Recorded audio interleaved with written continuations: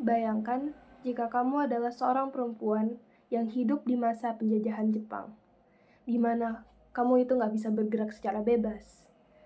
Tenaga kamu dieksploitasi dan dimobilisasi secara besar-besaran, yang salah satunya melalui organisasi Fujinkai.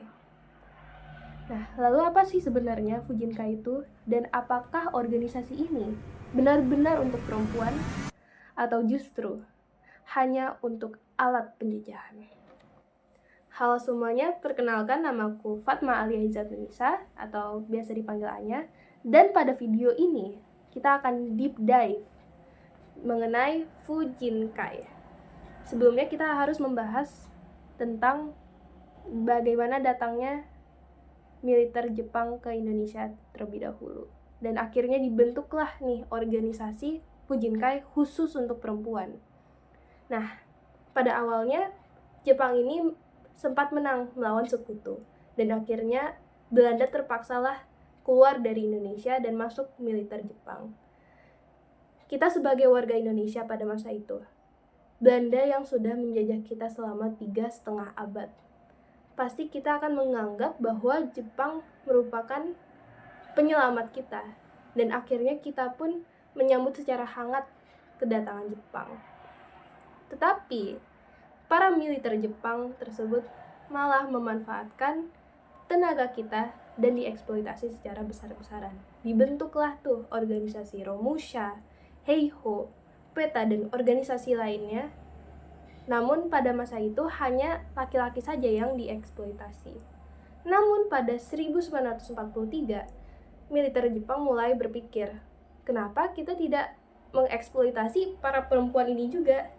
Dan akhirnya dibentuklah organisasi Fujinkai ini. Secara harfiah, Fujinkai itu merupakan perkumpulan perempuan. Namun, dalam praktiknya, Fujinkai hanyalah sebagai alat mobilisasi Jepang. Untuk keanggotaannya itu adalah perempuan yang berusia 15 tahun ke atas, baik di desa maupun di kota. Jadi organisasi ini berisi sifat wajib teman-teman. Nah, untuk struktur organisasi pun tersusun secara rapih. Ada pemimpin atau ketua, ada wakil, dan bagian-bagian lainnya, namun tetap di bawah pengawasan Jepang. Jadi, para pemimpin perempuan Fujinkai ini bukan membuat sebuah kebijakan baru, tapi hanyalah mengikuti perintah dari Jepang.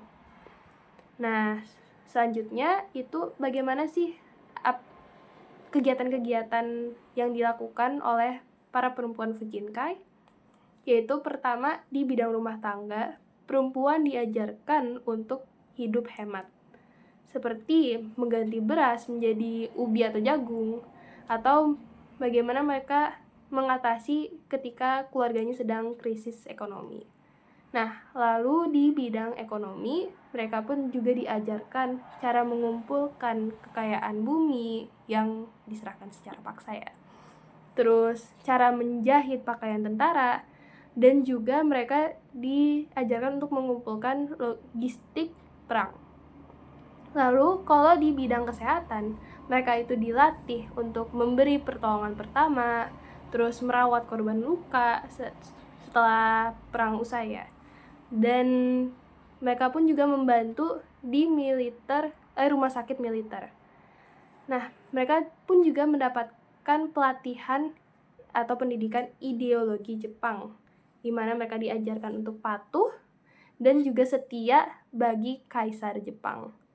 Nah, bahkan nih ya, sebagian perempuan itu mendapatkan pelatihan semi-militer, seperti baris berbaris dan kesiapsiagaan perang. Nah, Fujinkai ini apa sih dampaknya bagi perempuan? Kebanyakan dan sebenarnya Fujinkai ini berdampak negatif. Perempuan mengalami eksploitasi tenaga, beban kerja mereka pun berlipat, dan mereka itu tidak bisa bergerak secara bebas karena selalu di bawah pengawasan Jepang. Namun, ada pula dampak secara tidak langsung bagi perempuan ini, yaitu pertama, mereka dapat belajar cara berorganisasi, Kedua, mereka belajar bagaimana cara administrasi. Dan kedua itu pun akhirnya mereka mendapatkan kepercayaan diri dalam peran sosial.